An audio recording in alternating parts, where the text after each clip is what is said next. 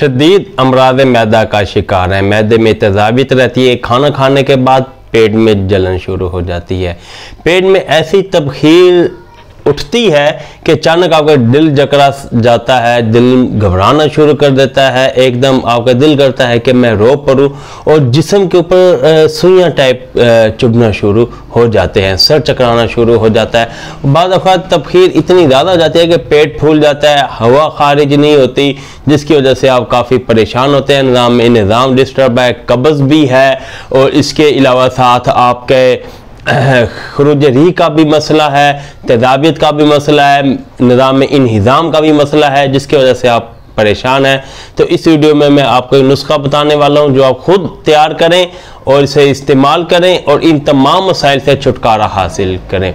अस्सलामु अलैकुम रहमतुल्लाहि व बरकातुहू। हकीम मोहम्मद अब्दुल्ला बिन उमर आप हज़रात के सामने हाजिर।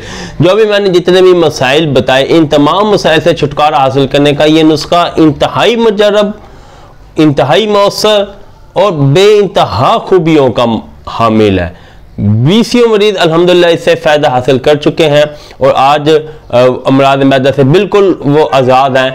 याद रहे, अमराद मैदा थोड़े लंबे होते हैं, चूँकि मैदा हर वक्त हरकत में होता है। जब हरकत में होता है तो इसको रूटीन पे लाना थोड़ा दुश्वार होता है, लेकिन 2 से 3 माह के अंदर इंशाल्लाह आपका मैदा बिल्कुल ठीक हो जाएगा। जो परहेज़ बता रहा हूँ इस पर अमल करना है। चाय को अपनी ज़िंदगी से निकाल देना है, कोल्ड ड्रिंक को अपनी ज़िंदगी से निकाल देना है और इसके अलावा फास्ट फूड, तली हुई चीज़ें, पराठे, ये पिज़्ज़े, बर्गर, शवारमे, इन तमाम चीज़ों को आपने अपनी ज़िंदगी से निकाल देना। बाज़ारी खाने हरगिज़ नहीं खाने। रोज़ाना फ्रूट का इस्तेमाल लाजमी करना है।